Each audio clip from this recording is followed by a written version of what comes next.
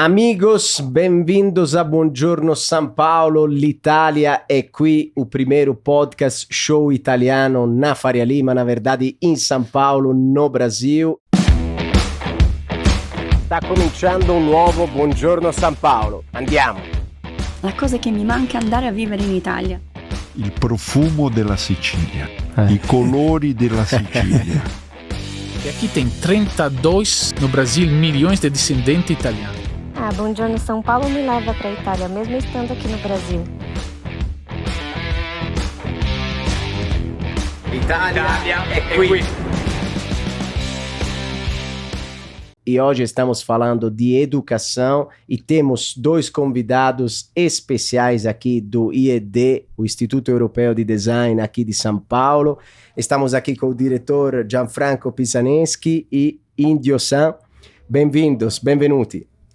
Grazie, Ale, muito obrigado. Como vai? Obrigado. Tudo bem? Tudo bem, obrigado por nos receber aqui, é um prazer falar. Hoje a baleia vai ser reformada com outro conceito de design, né? No rabo da baleia. No rabo da baleia vai soltar palavras italianas. Pinóquio. Vamos soltar a história de Pinóquio, exato. Poderia ter um Pinóquio aí, né? Dentro da barriga. Exatamente. O Gepeto, que é o que a gente veio fazer aqui. O Gepeto. Inventa as coisas. Muito bem. Então, gente, é um prazer grande ter aqui o Instituto Europeu de Design aqui no nosso podcast. Queríamos falar um pouco de design, mas queríamos entender também o que é o Instituto, para quem não conhece, do nosso público de amigos. E queria começar de uma forma, misturar um pouco, né, a cultura popular, o futebol e o design, né? A gente conhece a ginga, né? A ginga do Pelé, sabe o que é, e se tem a ginga do design, existe uma forma, né, que o Brasil pode se expressar, que o mundo reconhece como design brasileiro? Além do Pelé, a gente tem Garrincha. Sim. A gente tem Leônidas com a bicicleta. A gente tem Rivelino com o elástico. Rivelino. E eu acho que, sim, eu acho que o design brasileiro tem a sua ginga. Eu acho que até por um contexto histórico nosso, social, econômico, de escassez, né, década de 80 aí, o designer fez muito com pouco. E eu acho que isso impulsionou a gente sermos criativos, né? Eu digo sermos, não sou designer, né? Eu dirijo a escola, mas o que eu vivo há 5 anos é essa inspiração dos professores e dos egressos que a gente tem, e é realmente assim, todo o histórico que a gente tem, todas as linhas de formação, é essa criatividade, inovação, brasilidade. A gente acha que escala muito o nosso histórico ancestral, a nossa natureza. Acho que tem um inspiracional que o Brasil favorece nesse sentido, eu acredito. E a própria mistura de culturas, né? Todas as culturas que formam a nossa nação, assim, essa busca pela identidade, ela vem ali dessa trama europeia, africana, né? E norte-europeia também, que eu acho que mantém as suas raízes ali, traz um pouco de tradição. Claro que quando a gente fala de escassez, a gente está falando também de pessoas que saíram de lá na escassez também e chegaram aqui na escassez e construíram do nada. Então, assim, a criatividade também está na construção da nação, no sentido mais rigoroso da palavra mesmo, né? Tem um esforço, assim, para você construir a identidade nacional, que não é fácil, né? O futebol é um elo importante, é legal você ter trazido essa coisa da ginga também. E a gente tem aqui, o design no Brasil, acho que tem pouco mais de 100 anos, e pouco menos de 100 anos, na verdade, né? E a gente tem, assim, por exemplo, você pega a Bia Feiter, que pegou isso nos anos 60 para 70, uma jovem designer formada no Rio de Janeiro, e foi para os Estados Unidos trabalhar, fez capa do álbum dos Rolling Stones, fez capa aquela capa clássica da Yoko Ono abraçando o John na cama, que não tem nenhuma chamada na capa, que era sobre a paz, né? O mundo em guerra, e tá aqui. Todo mundo tem essa imagem na cabeça. Aquilo ali foi um brasileiro, que foi uma brasileira que fez. né, de 20 e poucos anos. Então, assim, a gente tem esse olhar, né? Eu acho que também isso, um pouco da beleza natural do país, assim, também ajuda você a esculpir um pouco a parte estética, assim, Sim, né? As próprias matérias-primas, né? Quando a gente olha para a materialidade, quando a gente olha para a nossa palha e quando a gente leva isso para a Itália, por exemplo, assim, todo mundo quer pegar, todo mundo quer sentir, Sim. né? Então, E acho que tem isso- uma coisa, né, que a gente aqui valoriza o Brasil, estamos em São Paulo, claro, mas se você olha, tem uma coisa que, na verdade, a humanidade tem em comum, né? Que é essa escassez que você falou. Todos nós chegamos de do alguma pouco. forma. É, Não precisa ser hoje, mas em algum tempo na história, a sua família começou de pouco. A Noruega começou de pouco. Se você pega a Noruega no ano 1000, era mais pobre que o cara que morava na Sicília. Exato. Muito mais pobre. sim. Então, assim, como que... Então, esse negócio do Brasil, o Brasil tem um caminho maravilhoso à frente pelo design, né? Super. E eu acho que e aí tem essa coisa do empreender também, né? Do construir do zero também traz um Sim. senso de urgência, assim, de você fazer e criar o próprio negócio, né? Claro que, assim, é diferente, eu acho que quando você pega uma história italiana, onde você tem, sei lá, né, Leonardo da Vinci, né, Sim. fazendo praticamente tudo que fez. tudo né? o que fez, né, e o que representa. Então, assim, esse peso cultural a gente carrega de ancestralidade, mas a gente não tem presente aqui, né? Vieram grandes mestres para cá fazer também, né? As igrejas e tudo, mestres italianos.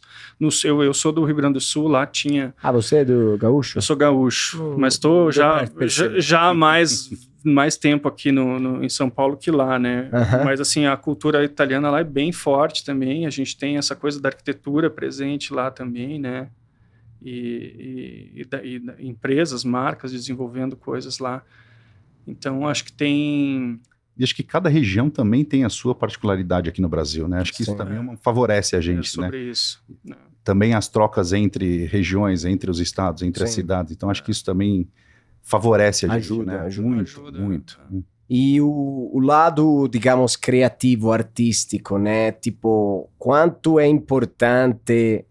Essa é uma minha ideia que também se propõe também em outras indústrias, em outros segmentos. Quanto é importante chegar por primeiro? Aqui eu evidenciei uma frase do Bruno Munari, né? Que é artista e designer, né? Vocês conhecem mais que eu, com certeza. E eu traduzi aqui, quando alguém diz, eu sei fazer isso, né? Quer dizer que ele sabe refazer, ele fala. Mas, na verdade, ele não significa que ele saiba fazer por primeiro, né? Que ele consiga fazer.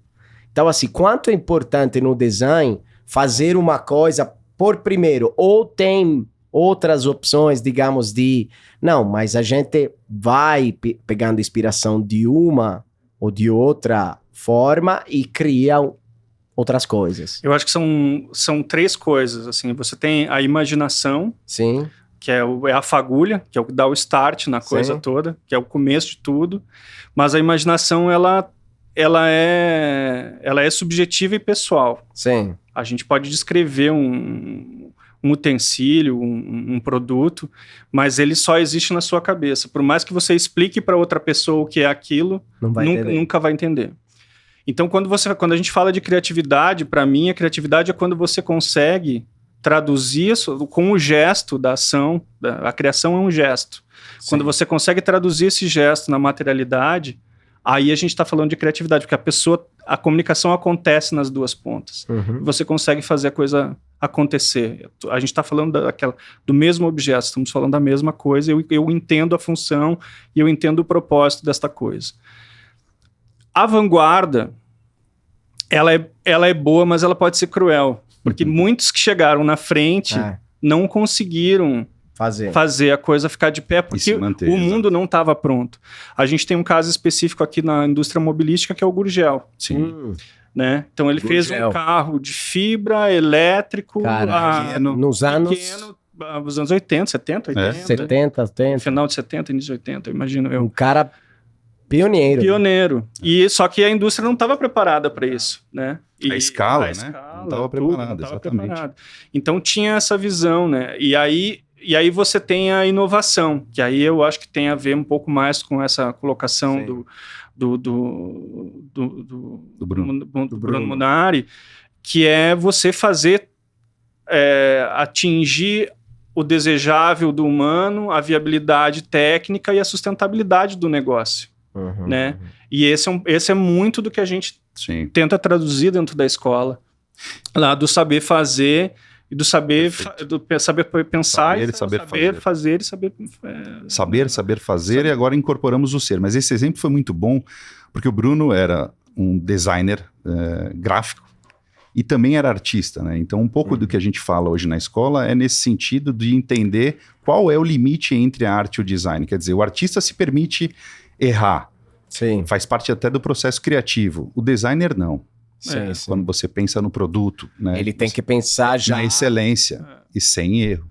Então isso é uma coisa que o Índio destaca nesse sentido, que esse limite entre a arte e o design a gente tem que apresentar hoje na escola, e é inspiração para a gente conduzir a forma do ensino, né? Do aluno, né? Do saber ali, né?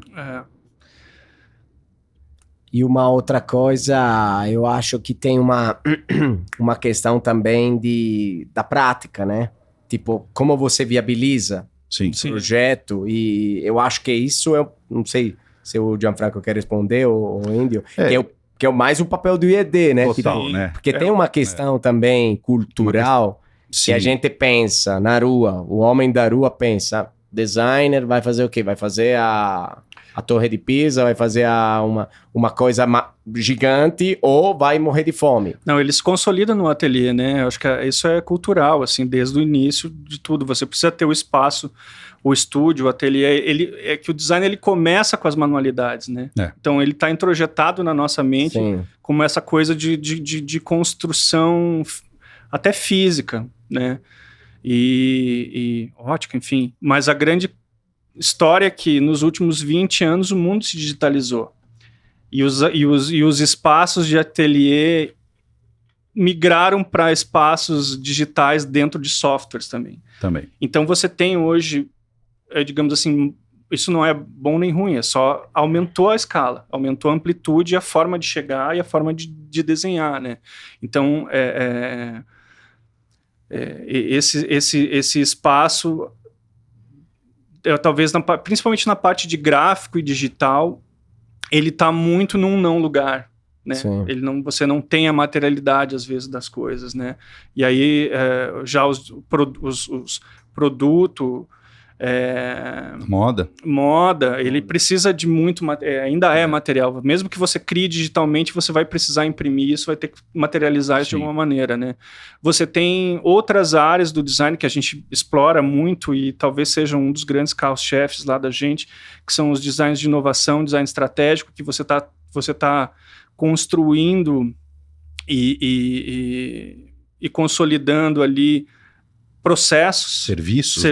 E processos, né? Então isso é uma coisa muito interessante hoje, porque o mundo está tão veloz que as pessoas precisam rever os seus processos dentro das empresas, e o designer ele entra hoje dentro de uma área tanto de marketing quanto de gestão executiva, que ajuda a organizar processos para você poder entregar o projeto, ou até rever rota, enfim, né? A longo prazo, né? Conseguir enxergar o futuro é uma coisa, eu acho que talvez seja o grande potencial hoje, como o designer, eu nem sei se dá para chamar de novas profissões, mas assim, vamos colocar dessa forma, com tudo que está acontecendo, com as acelerações de tecnologia, inteligência artificial entrando para colaborar e para co-criar junto, a visão a longo prazo e estratégica de inovação do designer, projetual do designer, talvez seja uma das profissões mais importantes do próximo século, cara. Eu não consigo não ver dessa forma. E a prática está muito ligada, obviamente, à teoria. Existem correntes pedagógicas que discutem isso hoje na formação, e é muito do nosso histórico ali, né? De quando o IED foi fundado por um jovem de 25 anos, transitando entre os estúdios dos amigos dele, os ateliês, dizendo: o que falta de mão de obra para você? E essas correntes pedagógicas hoje falam muito sobre isso, quer dizer, ensinar você precisa saber como fazer. Para você ensinar, você precisa saber como fazer. Então, isso está muito ligado com o que a gente faz hoje. É a base de construção do IED, né? Na Itália, inclusive. Né? Por isso, muitas empresas participam diretamente dos nossos, todos os cursos. Todas as linhas de formação. E os professores atuam no mercado de trabalho. Não é um mercado acadêmico. Não é acadêmico só. É até difícil encontrar acadêmicos ou dissertações dentro do design, justamente porque os professores estão no mercado. Exemplo índio, sim, há 6 meses no Rock in Rio. Né? Bateu 1 ano já. Um ano, então. Logo chegamos aí, que o capítulo Rock in Rio é gigante, né? Exato. E então, assim, tem, digamos, um papo desatualizado, digamos, né, às vezes. Em alguns aspectos, em algumas linhas de ensino, sim.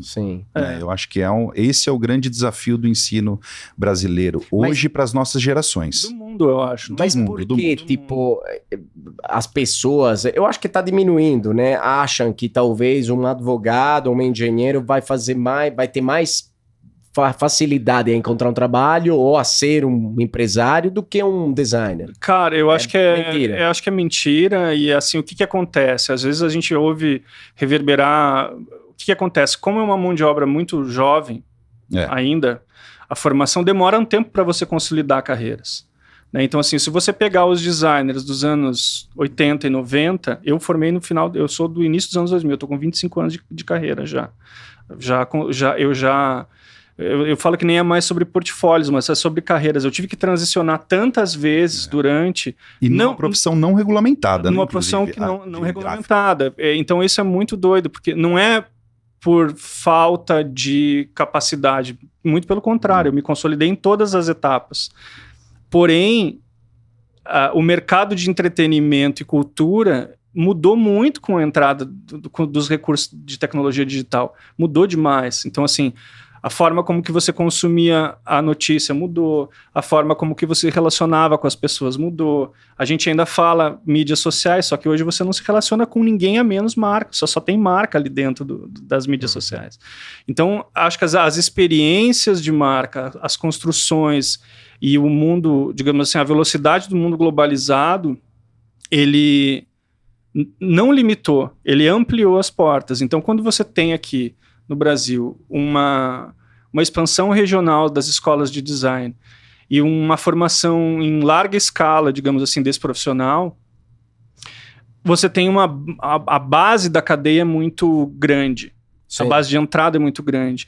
E o nível médio é muito baixo, por falta de cultura, inclusive das empresas, sobre o conhecimento e o papel do que é design. Isso é cíclico. É porque tem pouca gente falando sobre design para fora das portas da escola. Então, é comum você achar uma pessoa que vai te contratar, mas ela não sabe exatamente o que você faz. Então, a gente é ruim de comunicar para fora porque a gente está preocupado em fazer e entregar. E quando o trabalho é muito bom, e aí agora a gente vai chegar, acho que eu consigo responder a tua pergunta nesse sentido, você não tem limite sobre o valor do seu trabalho. Você tem um salário base, que você sabe mais ou menos o que é uma entrada de trabalho ali. Você pega um designer do Banco Itaú, a média de salário é 18, 20 mil. Isso não é mal. Para um país como o Brasil, 3% da população ganha isso, recebe isso. Se você vai para outras escalas, com mais tempo de entrega e com uma marca consolidada, com assinatura, você não tem limite. Você pode cobrar 1 milhão, 3 milhões, 4 milhões. Essa é a grande diferença. Eu acho. Porque é o valor agregado. As pessoas querem comprar aquilo, querem comprar essa marca. E a gente ensina a fazer isso na faculdade, né? Esse aqui é o grande lance. Essa é uma discussão interessante, Ale, porque quem fala sobre isso hoje somos nós, de profissões, profissões tradicionais, que estão liberando 50, 55, que se formaram em engenharia, em medicina, em direito, e não reconhecem a profissão do design ou as vertentes. Né? Então, você fala, o novo mercado já é diferente. E não tem um entendimento sobre as profissões. Então, por exemplo, logo que eu assumi o IED em 2019, eu fiz uma pesquisa com pessoas que tinham idade entre 50 e 60 anos, com filhos no ensino médio ou na faculdade. E perguntando o seguinte: quando você pensa em design, o que vem na sua cabeça? E tinham, assim, inúmeras profissões. Tinham pessoas da área da saúde, dentistas, médicos, tinha bancários, banqueiros, engenheiros. E era muito forma, estética, sobrancelha, por incrível que pareça, né? Sem desmerecer a profissão do designer de sobrancelha. Sim.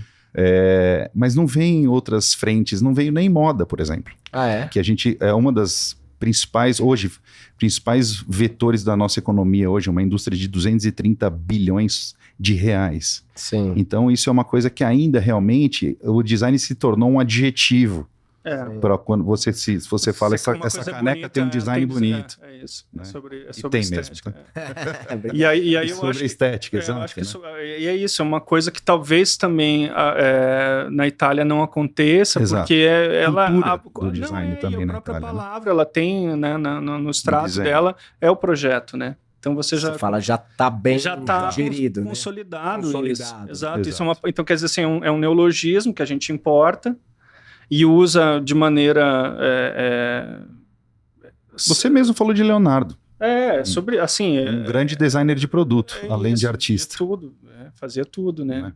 E é um cara que é formado dentro de uma marmoraria. Na botega, né? Exato. Então, é isso, né? Tinha essa coisa da tradição de passar adiante e tal, né? Então, é uma profissão que nasce dessa forma. E voltando ao assunto da escassez, né? Que fala que a gente tem pouco, ele tinha pouco, apesar da família dele, que era rica, mas o pai não reconheceu, ou reconheceu mais ou menos, ele era ilegítimo, né? Naquela época. Sim. E fala que ele começou a escrever desse jeito porque ninguém cuidava dele. Tinha o vó, a avó, e ele começou a fazer as coisas. Só que ele tinha tanta curiosidade, tanta criatividade que depois...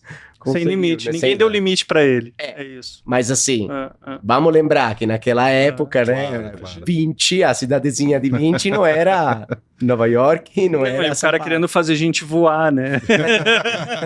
Aquele era um bom emprego, né? Pena que a maioria caía. Durava um dia, né? Mas ele convencia as pessoas, isso é importante. E esse lado das empresas para vocês é importante? Vocês colaboram muito com as empresas? Tem exemplos também de... Sim, acho que a essência é essa, né? Eu acho que nasceu dessa forma, chega no Brasil dessa forma, por meio de um centro de inovação, atendendo o mercado corporativo, com consultoria e treinamentos rápidos, né? E a gente tem exemplos clássicos, até puxando para nosso tema aqui da Itália. Trabalhamos com algumas empresas no âmbito acadêmico, como a Tecnogin, como a Luxottica, e mais do lado corporativo, que também desdobra para dentro do acadêmico, foi a Enel, que para mim eu acho que é um exemplo espetacular, porque... A Enel da Itália, né? Enel da Itália, mas já na planta aqui de São Paulo. A Enel começou a ter que aterrar o cabeamento elétrico por uma série de questões, né? Não só estética, mas por segurança das pessoas, tinha roubo de cabeamento, enfim. E aí isso começou a gerar muito resíduo. Né? Os postes de madeira, né? Madeira, porque os postes são de cruzeta, uma madeira de lei, né, brasileira, que não pode ser descartada, não pode ser queimada, porque ela foi tratada quimicamente para durar no tempo aí 60, 70 anos. Então isso já gerou um grande resíduo. Além do vidro, da cerâmica e o próprio fio que era aproveitado, né, o fio de cobre.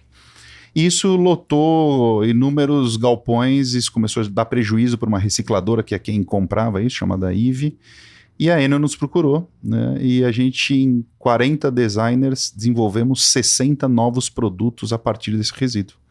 E isso foi tão legal, porque o IED foi visto, então, como uma solucionadora de problemas ali para esse resíduo, mas não isso, a gente criou um modelo de negócios, pensando em economia circular, levando isso também, a Enel também levou isso para outros países onde ela tem planta. Sim. Então isso foi muito bacana, né? Quer dizer, um trabalho que surgiu, e a gente teve até mobiliário expostos na sede da própria Enel. Esses são produtos de design, né? Isso. Mobiliário. Total, mobiliário. Mobiliário. Muito legal. É lindo, esse projeto é maravilhoso. E chegaram aqui também ou não? Não, foi desenvolvido. Foi desenvolvido aqui. Foi aqui. Mas isso gerou tanto importância para o negócio, pensando em economia circular, que o próprio presidente da Enel Itália veio para cá para visitar e a gente teve mobiliário expostos na Feira de Milão. Também na Feira de Milão, no Salone Satellite, e na exposição dos 500 anos da morte de Leonardo. Então foi muito legal, assim. Então isso é o que a gente vive diariamente em todas as linhas de formação, quando a gente olha para a graduação, para a pós, para a extensão, tanto os professores de mercado quanto as empresas participando desses desafios que podem ser acadêmicos ou profissionais. Não, e sobre uma construção de mentalidade da gente conseguir colocar na prática a pedagogia que a gente aplica, né? Exato. Porque, assim, o grande lance, assim, eu acho que o grande papel do design hoje nesse mundo, né, que a gente tem, digamos assim, as necessidades do século XXI, tecnologia do 22 e a mentalidade do 2019 ainda, é você conseguir criar esse modelo mental no aluno para ele também ter um espírito crítico de quando ele vai agir no mercado, Exato. de ele entender o que ele pode extrair ou não extrair, ou como é que ele recupera. Né? Então, assim, acho que a cidadania, o papel do designer enquanto cidadão, ele também tem uma questão importante nesse momento que a gente está histórico agora, né, de entender recurso e geração de resíduo, reaproveitamento, né? Sim. Né? A gente conseguir enxergar no resíduo um material também de luxo, né, para trazer para um outro mercado. Assim. E tem a ver com o nosso balanço de sustentabilidade também, né? Quando a gente pensa o que a indústria da moda gera de resíduo, por exemplo, e como que a gente pode reaproveitá-los, né? De que forma que a gente pode dar fim também para esse tipo de coisa, não só da moda, mas de todos os outros que a gente fala, mesmo plásticos também. Então isso realmente está dentro do nosso negócio. Recentemente também com a própria Braskem, por meio do Casulo, a gente desenvolveu projetos ali pensando em sustentabilidade. Então estamos sim diretamente ligados. Então acho que isso é um grande ativo nosso, eu acho, no ensino. E a cultura artística local e do design, digamos, é completamente integrável, ou o IED se integrou nessa cultura total e deixou de ser um pouquinho mais italiano, né? Ou dá para misturar total? Dá para misturar total, eu acho que esse é o grande negócio. A gente herda de pronto, assim, acho que a estrutura pedagógica, principalmente, né? Mas a mentalidade ali de formação, até pela formação dos nossos professores, que são brasileiros, enfim, atuantes no mercado, as dores que a gente leva para dentro da sala de aula e o que a gente entende como necessidade nacional, assim, e até global, né? Porque tem soluções nossas que funcionam para fora também, né? Sim. Então, até para a gente descolonizar, porque tem um pensamento colonizado ainda da gente achar que os outros são melhor que a gente. Sim. A gente sofre disso, a gente percebe isso uma síndrome de primo pobre. Em escala, em várias escalas, não só o estudante, enfim, a gente tem que ficar se provando o tempo inteiro, né? Então, dentro do próprio trabalho, a gente pode entrar dentro dos festivais, assim, porque um artista internacional é mais importante que o nosso. Exato. Quando o teu público fala, por que eu vou pagar um ingresso para ver esse cara que eu posso ver qualquer, eu tenho gringo que eu quero ver. Então, tem uma mentalidade, cara. E eu acho que a gente exporta também isso, bastante. A gente move um pouco também o próprio grupo e a própria Europa nesse sentido, né? Eu acho que a gente, quando fala de biomateriais, por exemplo, chamou muita atenção quando a gente começou a desenvolver produtos a partir de resíduos de alimento, ou do urucum, ou da jabuticaba. E isso a gente foi, inclusive, convidado pela própria Marva Griffin, curadora do Salão Satélite, a participar, levando a brasilidade para lá. Então, foi até um pouco chocante, porque quem recebeu esse convite foi o Alexandre Salles, que é um arquiteto e designer também de imobiliário, coordenador nosso de interiores e curso de imobiliário, recebeu ele o convite da própria Marva. E ele ficou meio em choque, né, de saber o que a gente faz, né? E eu falei com o presidente na Itália e disse, olha, é muito mais fácil vocês de Milão levarem alguma coisa aí para o salão, né? E não, pelo contrário. Não tinha. Queremos o design brasileiro no salão. E aí a gente levou os alunos levamos os produtos oriundos de biomateriais, de um laboratório que temos aqui. E quando você falou de entretenimento e cultura brasileira, um dos projetos também foi a nova barraca de praia do Rio de Janeiro. Isso é um projeto que não nasceu do IED, quando você falou de colonização, isso é muito importante, mas nasceu de dentro para fora. Uma necessidade dos barraqueiros, da Associação de Barraqueiros do Rio de Janeiro, que são mais de 1.500 barracas nas praias cariocas. Aquelas dos postos. Elas ficam na areia. Na areia. Aquilo é um trabalho onde mulheres carregam aquilo, 10 pessoas precisam hoje montar aquela barraca, então é dificuldade muito grande para esse barraqueiro, né? Para esse profissional da praia. E aí nós somos chamados por eles no IED Rio para desenvolver um trabalho conjunto de pesquisa e que acabamos desenvolvendo na Itália, aqui, né? Começa aqui o projeto e o protótipo é desenvolvido lá na Itália e de volta para o Brasil, e a gente deve entregar isso para o próximo ano. Aí esperamos mais de 1.500 barracas e um projeto que o IED cede para a Prefeitura Carioca. Então, eu acho que esse é um projeto bacana quando você fala de entretenimento, cultura e o que o Brasil hoje leva para a Itália. E aí os problemas que são locais, são regionais, né? Você vê que é um problema regional, a mentalidade nasce aqui, mas consegue buscar solução lá. Enfim, esse diálogo é bonito. Me lembrei porque levamos para o Salone. E foi assim, um stand que todo mundo parava para entender, pegar no produto. Esse negócio do problema local é interessante. Sim. É sobre solução de problemas, né? Imagina, né? Você consegue levar, né, a sua mentalidade, a sua criatividade por dentro do problema. Isso. Que é talvez distante, ou mas na verdade é aplicável em qualquer lugar. Como se a gente se adapta ao país. E aí é sobre a metodologia, porque não é a gente chegar assim, nossa, olha, somos os detentores do conhecimento. Exato. Não, você vai lá e vai falar com a comunidade, vai entender qual que é a dor dele. Você não vai capacitar a comunidade, você vai entender. Você vai entender ela. E aí você vai propor e ele vai testar e vai falar assim, ó, é bom ou não é bom. É legal isso também, né? O usuário que te aprova o teu trabalho. Exatamente. E o usuário, na verdade, é a melhor forma, né? Sempre. Sempre. Ele que vai te dar a nota. Que vai testar, ele vai ver todos os pontos fracos, né? Exato. E falando de esse ponto de países, né? Tipo, cultura italiana, mentalidades e tal e tal. Primeiro, importante falar, né, que o IED não está somente na Itália e no Brasil, né? O IED está na Espanha também. Presente na Espanha, em 3 cidades. Não sei depois em quais outros países, mas... Posso contar? Pode contar. Tem um projeto, né? A partir do próximo ano já fechamos a parceria, estamos indo para o Porto, em Portugal, em parceria com a ESAP, a Escola Superior de Arte do Porto, e vamos oferecer cursos em conjunto ali de graduação e pós-graduação. Legal. Estamos entendendo os acordos bilaterais entre o Brasil e Portugal, que favorece isso, porque hoje, para você ter uma ideia, 800 brasileiros vão estudar na Itália, de todos os níveis, não só do IED, né? E 800 por ano vão estudar na Itália, 19 mil vão para Portugal. Opa!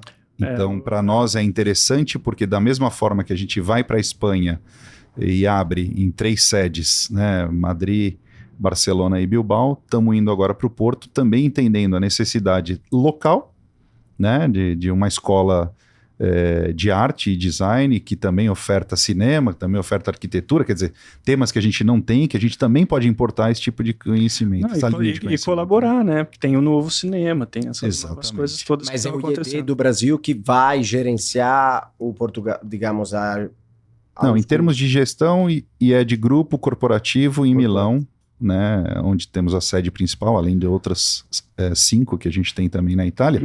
Mas óbvio que a participação do Brasil vai ser muito importante, principalmente por conta da ida dos brasileiros para lá. Da barreira da língua. Exato. E tudo mais, então, toda a comunicação, por exemplo, todo o projeto de comunicação da nova sede, comunicação dos novos cursos, nós que vamos desenvolver. Pelo Brasil. Porque é a gente que sabe como é que a gente comunica aqui, né? Acho que cada país... Mas vai ser uma sede nova também? Ou é já na sede da ESAP? Inicialmente na sede da ESAP.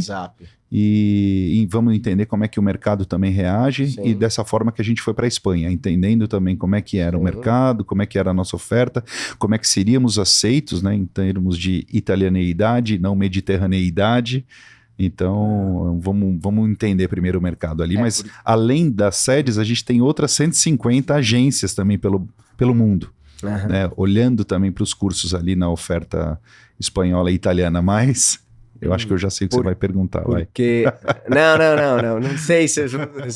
Não, porque a Itália, ela pode, assim, voltando um pouco, né? O papo do dia é sempre Itália.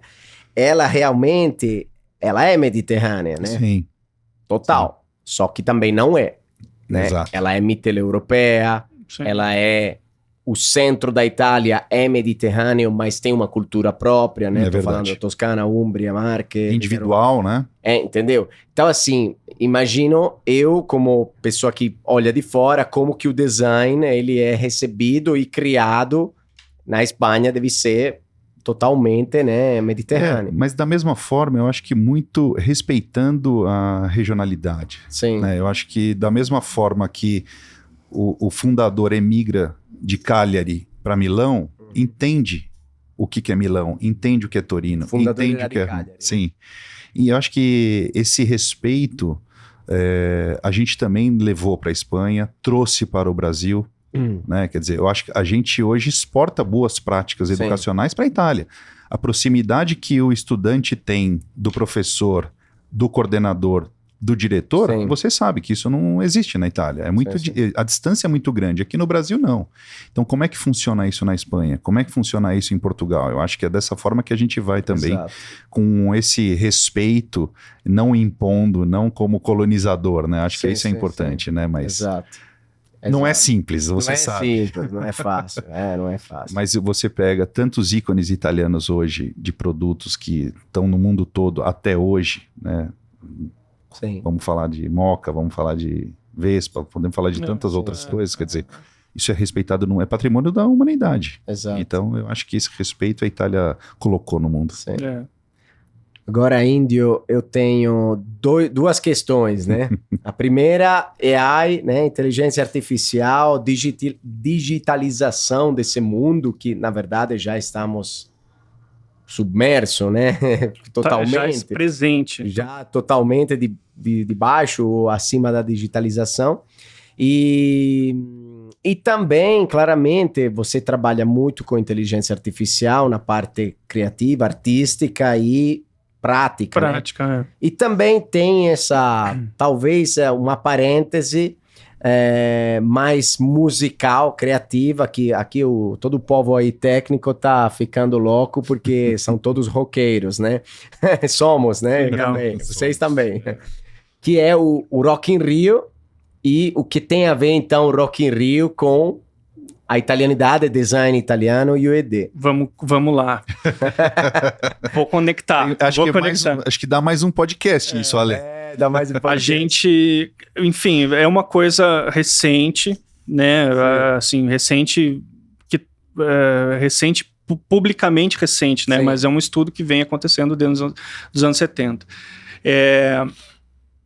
Tem que uns 2 anos, eu fui...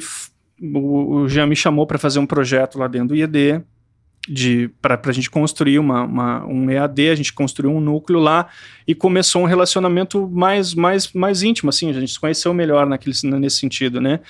E aí ele me pediu um reforço lá para o time de comunicação, que a gente estava, digamos assim, sequestrado por bancos de imagens, os nossos recursos eram muito limitados lá para fazer a comunicação. Ou uma comunicação tradicional também. Uma comunicação tradicional, todas as escolas acabando usavam e tal. E aí eu entrei e eu estava explorando já de uma maneira bem radical a IA, e eu levei esse projeto lá para dentro e a gente reconstruiu toda a parte de estética e de imagem do IED com a IA. Isso chamou a atenção de outros players de mercado. Eu já vinha fazendo testes dentro do meu Instagram, criando narrativas ali, explorando os limites do negócio. Não, era bem ruim. As imagens não se formavam direito. Era muito primitiva ainda. E aí eu comecei a usar o defeito como um elemento estético a favor das narrativas que eu estava criando. Comecei a receber ligação de um monte de gente da imprensa. O que você está fazendo? isso é um filme, não tô entendendo. E eu falei, cara, não, isso não é... Isso é distorcido, né? O que é isso? Eu falei, cara, eu não sei o que é isso, isso é uma pesquisa. E eu tô explorando, e eu tô perdendo um monte de amigo, porque os artistas também estavam, nossa, mas os direitos autorais, os caras estavam entrando, eu falei assim, cara, eu não vou esperar ficar pronto para utilizar a ferramenta, eu vou testar porque eu quero entender. Eu fui muito pragmático no início e resistente, porque eu já dominava. Eu não preciso disso, eu pensei no primeiro momento, eu sei desenhar, para que eu vou fazer isso? Só que quando eu comecei a explorar, eu falei assim, cara, isso está me ajudando a desenvolver e a chegar mais longe numa velocidade que eu não estou acostumado. Então, isso muito na base da pesquisa. Meu mestrado está focado nisso, trazendo relação dessas duas coisas e tal. E o que aconteceu? A Rock World, que é a empresa que está por trás do The Town, Rock in Rio e o Lollapalooza hoje, fazendo também Rock in Rio, Rio de Janeiro, Rock in Rio, Lisboa, viu isso. É uma grande amiga minha, que é a diretora de Creators lá, que é a Ana Biavaschi, e ela me chamou, ela falou assim, cara, a gente está testando aqui, mas você está chegando num lugar que a gente nem imagina chegar. E ninguém nunca tinha pisado. Então a coisa da vanguarda aqui. E aí, assim, a gente voltou para a história. Dentro da faculdade, a gente já começou a discutir isso, eu comecei a levar, a gente começou a aplicar na comunicação. Para dentro de sala de aula, dentro de sala de aula, começamos a levar.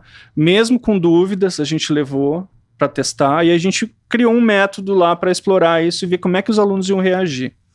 E aí, lendo pesquisa científica, muito chinês publicando sobre o assunto. A própria Itália foi resistente no início. Sim. O próprio IED foi resistente. E quando a gente apresentou e os caras entenderam o que a gente tinha feito, virou padrão. Exatamente. Nós mandamos uma campanha que o Índio criou para lá e causou um choque. Assim.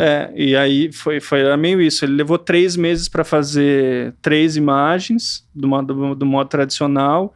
E a gente, em 1 mês, fez 1.500 imagens. Aí, quando eu sentei na frente do diretor de arte lá, eu falei assim, cara, você tá falando sério que você vai pedir para eu abrir mão disso tudo por 3 imagens? Aí ele ficou... Eu falei, então, olha só, lá na Itália. Então, isso depois virou um case, foi elogiado dentro da conferência, né?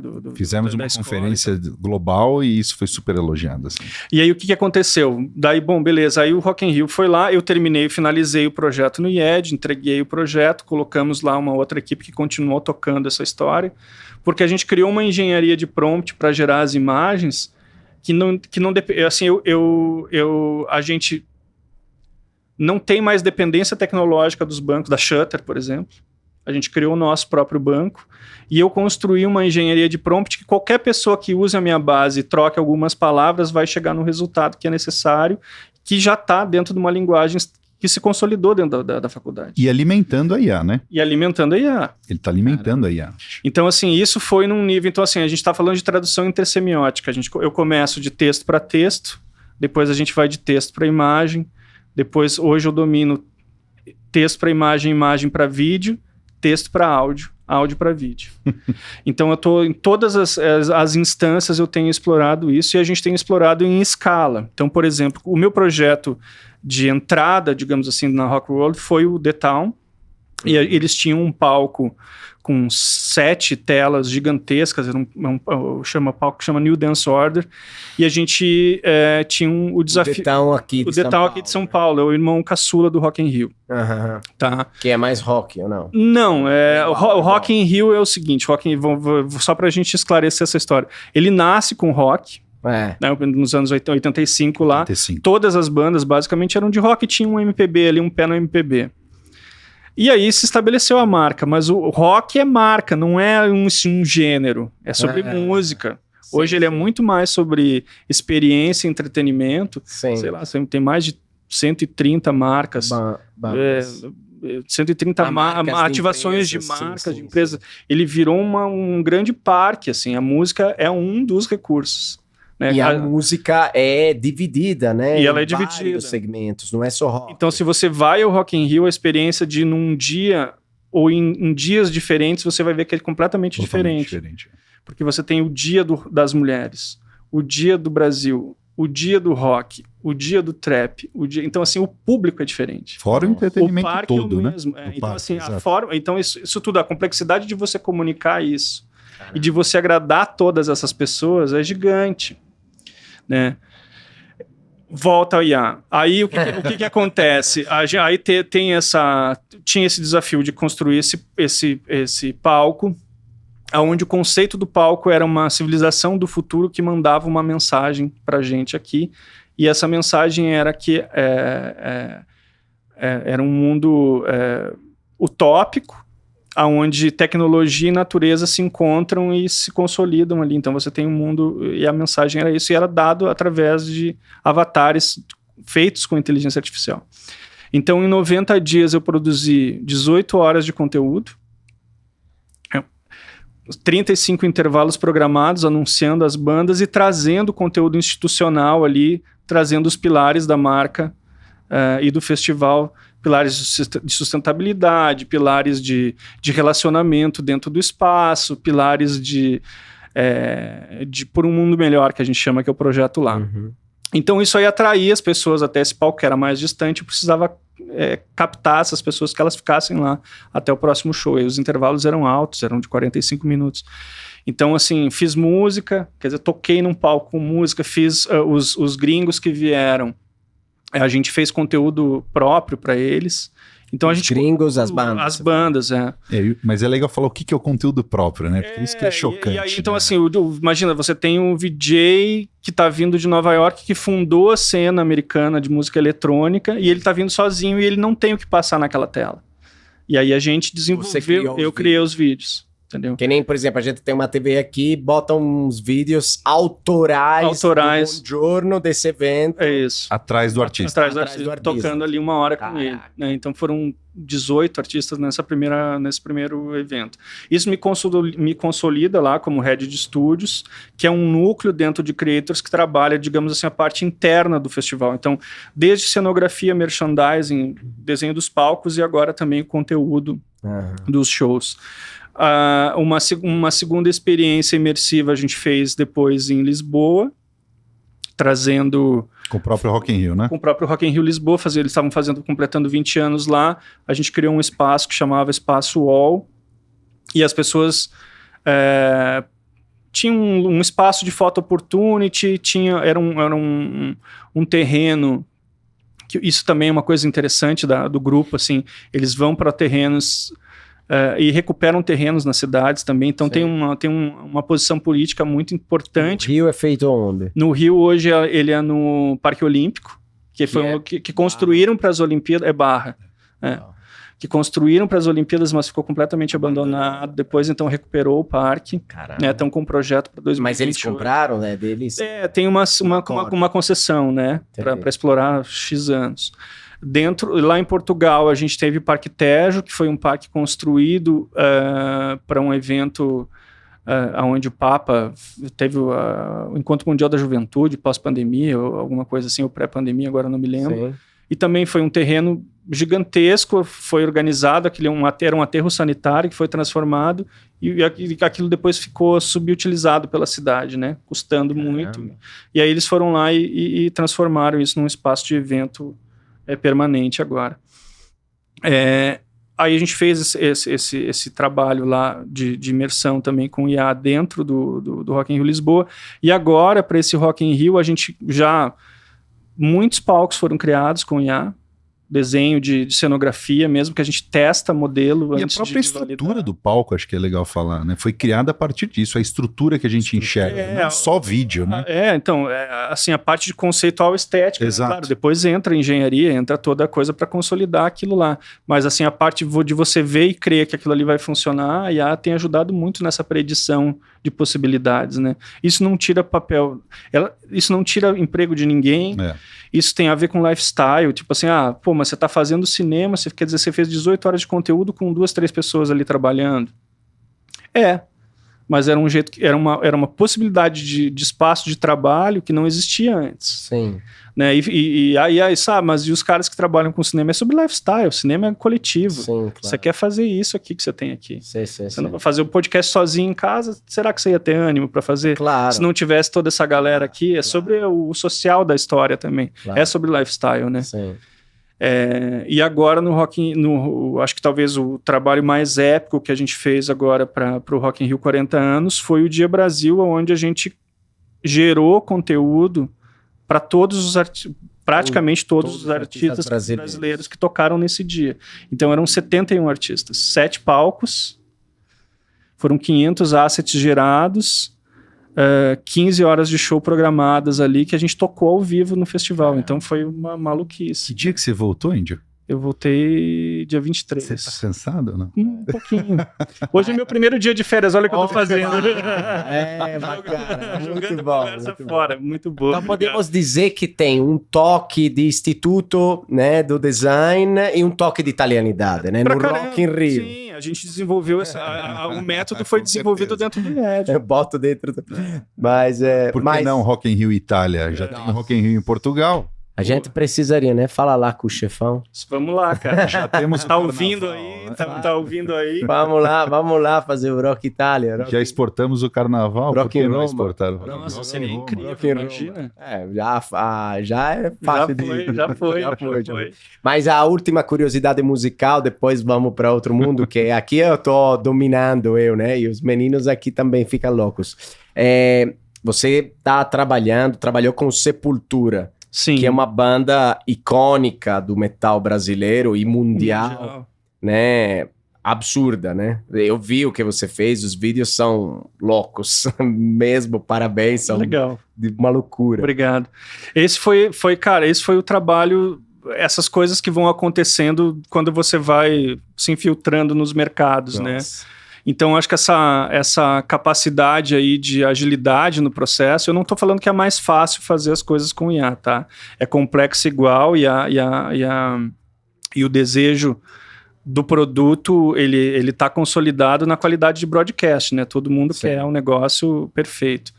Então, quando surgiu essa oportunidade, veio através inclusive de um diretor de palco que estava no Rock in Rio, que indicou o trabalho e as coisas acabam rodando, né? E aí eu fiz ali 5 músicas, né, para essa turnê de encerramento.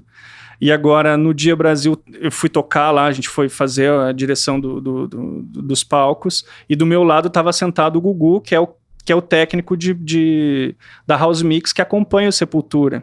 E aí a gente ficou trocando ideia e eu falei, ei, Gugu, mas tá acabando mesmo? Ele falou, não, cara, tem mais um ano de show, bora desenvolver mais coisa. Então, assim, eu fiz 5 e agora eu vou começar um negócio com eles da gente tentar fazer 100% do show, do visual dos shows. Caramba, feitos por mim. Quero fazer. Nossa. Quero fazer. Bem legal. Quero fazer. E é uma revolução no mundo da música, né? Muito. Porque quem que tá fazendo isso no mundo? Tipo, eu assisto muito show. Agora, eu vi, assim, no Rock in Rio eu vi já fazendo. O Batman Zavarese trouxe um pouco disso pro show do Planet Ramp. Mas você tá falando do top do Rock exato. in Rio. Tipo, eu tô falando de bandas que vão em outros festivais e que eles têm a própria estrutura, né? Não tem, cara. Mas não é tipo, você pega, sei lá, o Metallica, que é também uma banda super foda, né? Mas não é desse jeito, ou talvez mas as outras bandas não chegou ainda, não chegou, cara, tá começando a chegar. Eu tô começando a enxergar um pouquinho mais, eu vi que os caras do trap estão explorando um pouquinho, isso os mais jovens, assim, estão tentando explorar, né? O Avenged fez um show agora onde eles conseguiram fazer, eles colocaram um filtro em tempo real, com IA em tempo real, assim, então a cara do vocalista ia se transformando, era bem rudimentar, ainda não tem controle nenhum sobre aquela história, mas os caras já começaram a operar teste aí. O Akon também trouxe, horroroso o show do Akon, assim, visualmente muito feio, mas já tentando trazer a tecnologia também. Então, assim, você vê que é uma coisa que veio para ficar e ela vai facilitar e vai abrindo espaço no mercado. Né? Eu acho que até bandas tradicionais aí, como você falou, Metallica, o YouTube, o Sim. Pink Floyd usando vídeos também, Eu acho que vão acabar Querendo chegando, migrar pra vão isso, acabar né, de chegando alguma forma, nisso, né? de alguma forma, porque até pela velocidade de criação, né? é sobre isso. E aí não é sobre a tecnologia, é sobre Exato. o humano que está por trás dessa tecnologia. Exatamente. Esse é um ponto, né? Porque cada um tem um estilo, né? É, Você e não aí pode falar pro cara, me faz um negócio tipo Metallica. O Qualquer cara um. vai entender o que ele entende. Porque assim, você não tinha. O que muda dentro do. Digamos assim, vamos colocar de novo dentro da oficina do ateliê, né? Você tinha um painel de controle super complexo para criar vídeo. Ainda é complexo. E aí, daqui a pouco, chega, pela primeira vez na história da humanidade, a gente inventou uma ferramenta que ela não é uma ferramenta de produção, ela é um sujeito de produção também. Porque ela propõe. Criativamente ela propõe bebendo na nossa própria fonte. Então o resultado é humano, apesar de ser uma máquina processando, um algoritmo processando ali. O resultado é o resultado da nossa história, de uma pesquisa criativa do nosso inventário próprio cultural. Sim. Né? E aí, assim, quem domina a linguagem, quem é o melhor usuário de IA, é o especialista da sua própria área. Quer dizer assim, ninguém vai extrair um roteiro de podcast mais bacana no teu setor, no teu segmento que você. Sim, claro, não tem jeito. O outro que conseguir vai ser sorte. Você tem um olhar crítico para decidir, essa pergunta é boa. Exato. Esse roteiro é bom. Exato. Eu vou conduzir melhorar essa isso história, aqui. né? Eu vou pegar esse roteiro, eu vou aproveitar isso, mas eu vou melhorar aqui. Quando vê, o trabalho é teu, não é? Isso está na inteligência humana, né? Sim. É Exatamente. sobre isso. E A IA pode ser início, pode ser meio, pode ser fim, né? É isso. Pode estar só no... E Gianfranco, tudo isso dá pra estudar no IED. Não, tô brincando. Momento Tudo merchan. isso dá para estudar no IED, pô. Não, mas eu acho que é muito legal, porque quando o Indy falou que ele assumiu uma bronca naquele momento da criação, foi um momento de escassez. Naquele momento, com as pesquisas que ele tinha no início da IA, cara, Mas isso virou o que é hoje. Na verdade, não. Minha pergunta era mais séria, na verdade. Ou seja, tem como, né? Vocês dois podem responder. Tem como estudar isso? Tem coisas... Porque a gente sente muito que, às vezes, não, o que eu vou aprender, né? Coisa prática, Sim, tipo... sim. Porque tem Não, um a monte gente- de cara que A fala, gente "Yeah, a gente está montando Vai um lá, curso, a gente está montando um curso, né, específico. A gente tem um curso de pós-graduação já montado e direcionado para comunicação com novas tecnologias. Exato. Como chama? Né? Só novas tecnologias? Agora você me pegou, mas eu acho que comunicação e inovação E novas tecnologias, alguma coisa assim.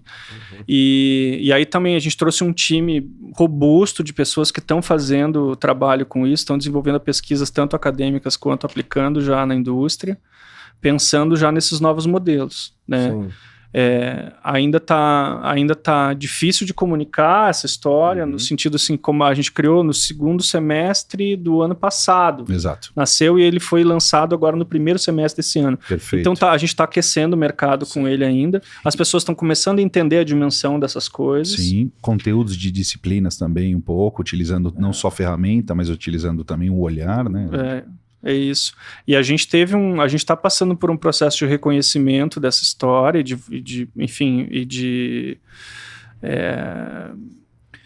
Quando a gente olha para desculpa só fazer um complemento disso, quando a gente olha para os cursos mais procurados hoje no Brasil, tecnologia está lá em cima. Tecnologia a gente entra com processamento de dados, entra com ciência da computação, mas também entra design gráfico digital, também entra audiovisual. Então são hoje sim os cursos mais procurados. E aí por isso que a gente embarcou nessa junto com o Índio, né? Na verdade, quem Sim. plantou essa semente no IED foi o Índio.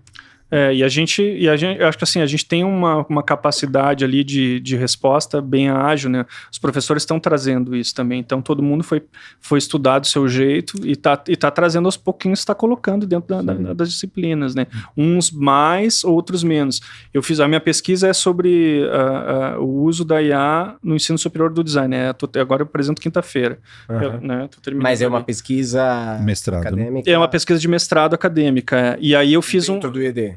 Não, eu fiz pela Utilizou PUC. o ED, utilizou o case na PUC. Na né? PUC, E aí a gente fez uma pesquisa sobre isso e ainda existe muita resistência, muito medo sobre a história, né? Sim, claro. Então, primeiro porque num primeiro momento veio uma desinformação absurda sobre o tema, que era lead, para puxar lead, clickbait, né? Então, assim, vai roubar teu emprego, vai não sei o que lá, vai não sei o que lá. Então, tratando a tecnologia de uma maneira muito superficial e nociva, né?